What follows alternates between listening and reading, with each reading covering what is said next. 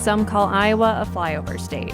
Others say nothing interesting happens here. At Iowa Public Radio, we know there are interesting things worth sharing every day. Fresh perspectives waiting to be heard.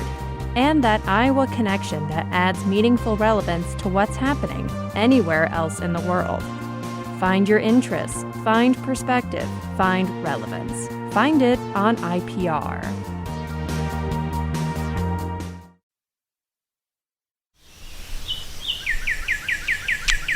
This is Garden Variety, a horticulture podcast from Iowa Public Radio and Iowa State University Extension and Outreach. I'm Caitlin Troutman, in for Charity Nebby this week.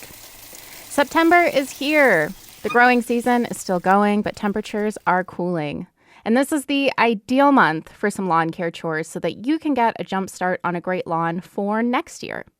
Here to walk us through what to do is Adam Tomes, Associate Professor of Horticulture at Iowa State University and ISU Extension Turfgrass Specialist. Hello, Adam.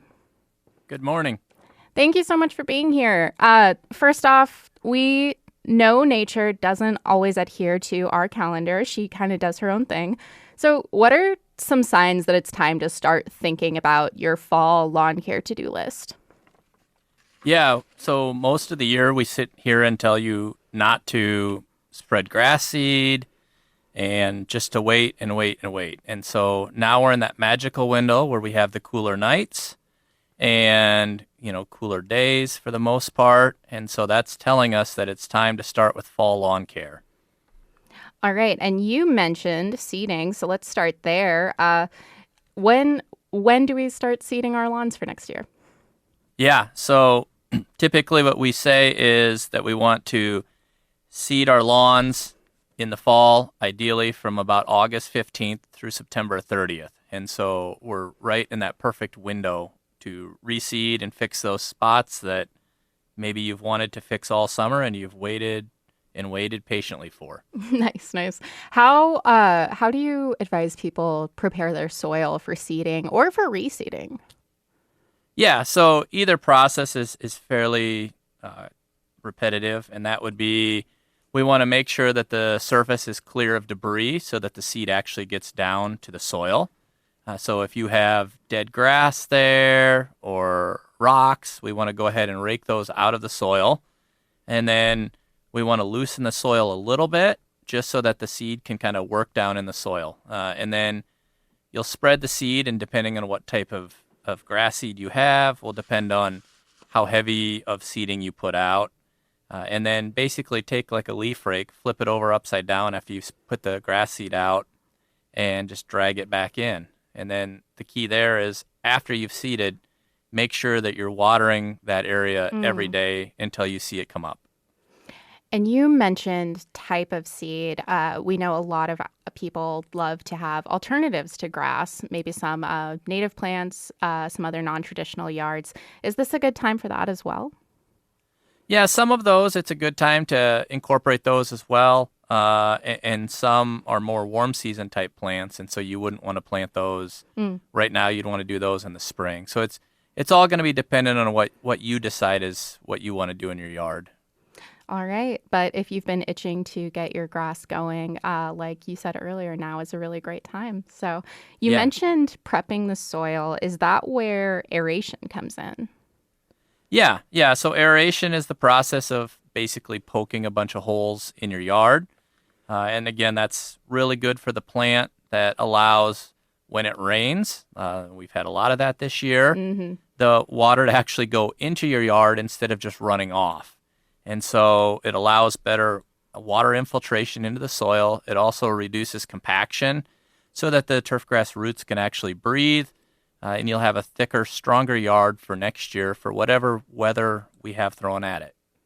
All right, so aeration, help get some oxygen to those roots, help get those nutrients, all the water to the root system. Can you talk about a little bit about core aeration? What is core aeration? Yeah, so core aeration is basically where the aerator has a hole in what they call the tine or the device that's poking the hole, and it'll pull a little plug of soil back up out of the ground. And so this is a little bit better than, like, say, solid tine aeration. in that it just truly removes a little plug of soil and it lays on the top of the surface. If you core aerate, you're going to have these little plugs of removed turf all over your yard. Let those sit for a day or two and then go ahead and mow those, and that'll chop them back up and they can fall back into the ground. Just realize a couple things here. One, if you're going to have a big event in your backyard, you don't want to core aerate right before it because it can kind of make your yard a little messy for a few days. And then the other thing is those cores, when you're chopping them up with the mower, it's a little dusty. And so maybe you want to wear a dust mask or something like that just because, you're chopping up soil. Gotcha. All right. And how often should a person be aerating their yard? Yep, that's a great question. So newer developments, new yards, they're really compacted at least every year on those. So anything, I like to say a yard less than 5 years old, you should aerate at least every year, if not twice a year. So a spring and a fall would be really good just to try to loosen those soils up, because as they build those houses, they compact those so much. And then older yards, above 5 years that are kind of mature, you could probably get away with every 2-3 years that you could aerate. All right. And let's go to the next item I have on our fall lawn care to-do list. Mowing. Can I stop? Can I stop mowing? Yeah, this year, most years we get a little break in the summer months. And this year with the rain, we really didn't get a break on that. Nope. So, so right now with the cooler temps, and we're getting a little bit less rainfall throughout the state, the grass is going to slow down a little bit. But we still want to keep mowing, following the 1/3 rule. And that's basically you never want to remove more than 1/3 of the leaf in a single mowing. So just kind of watch it. I think you can probably start to stretch it out to every 10 days, down from every 7 days. But you still need to keep mowing it as needed right now. So no break yet. And about how you said that 1/3 rule, that's always a good rule of thumb. But how tall are we hoping the grass to be this time of year? Are we trying to keep it? Yeah, let's, we like to say in the summer months, at least 3.5 inches is even better. And then moving into this time of the year, if you're a person that just wants to have a shorter lawn, you can start to drop the height down a little bit because cooler days and nights are coming. And so you could drop it down to 2.5 inches if you really wanted to. But, leaving it at 3.5 inches is just fine as well. Alrighty. Okay, so we've talked aeration, seeding, mowing. Let's talk about weed control. This is kind of the time for broadleaf weeds, right?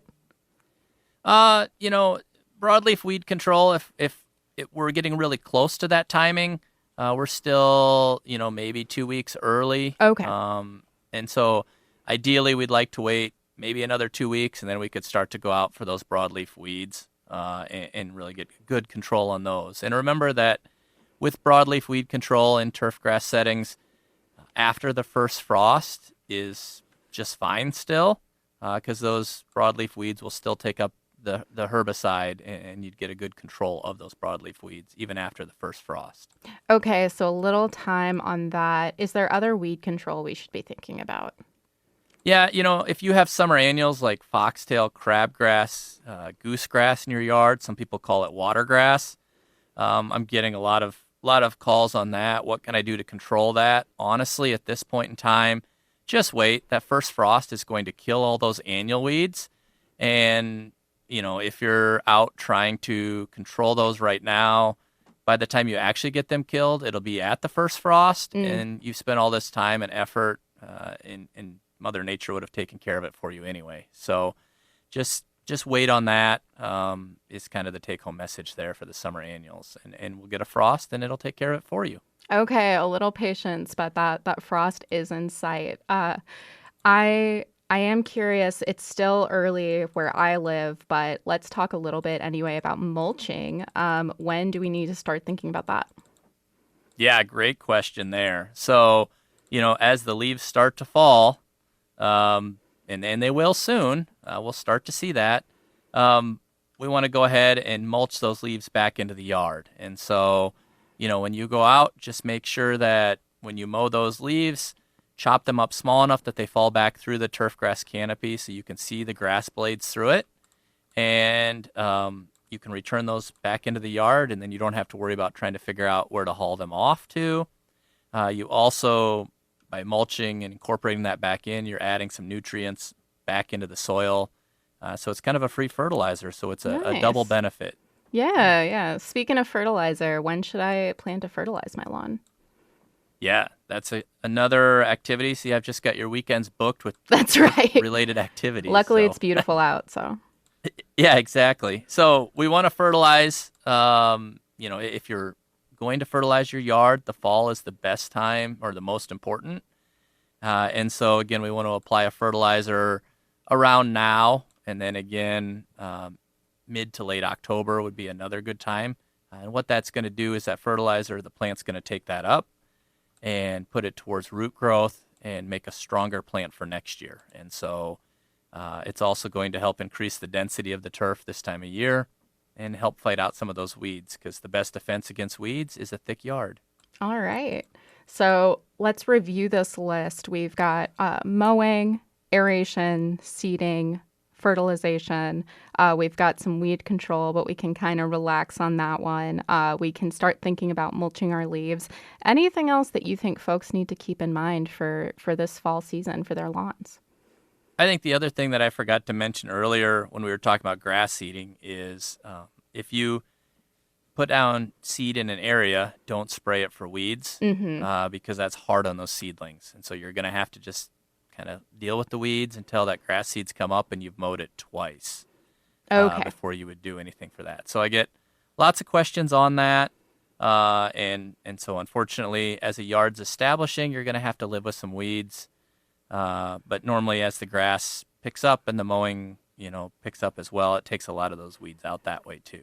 So earlier you also mentioned it's been a pretty wet year here. So we've definitely heard from some gardeners about disease. Maybe there's some extra weeds. Anything we should keep in mind regarding moisture or any of the other weird weather this year? Yeah. So this, the last couple of years we've talked about drought. And this year we talk about the fact that we've had excess rain. And so the excess rain has provided us ample growing conditions for weeds. So you might see more weeds in your yard than what you typically do just because it's allowed them to have perfect conditions to germinate throughout the whole year. And so, we'll have a little higher level of disease as well compared to past years. Adam Tomes, thank you. Adam Tomes is an associate professor with ISU's Department of Horticulture and a turf grass specialist. For more gardening information and tips, subscribe to our Garden Variety newsletter. Find out more at iowapublicradio.org/garden.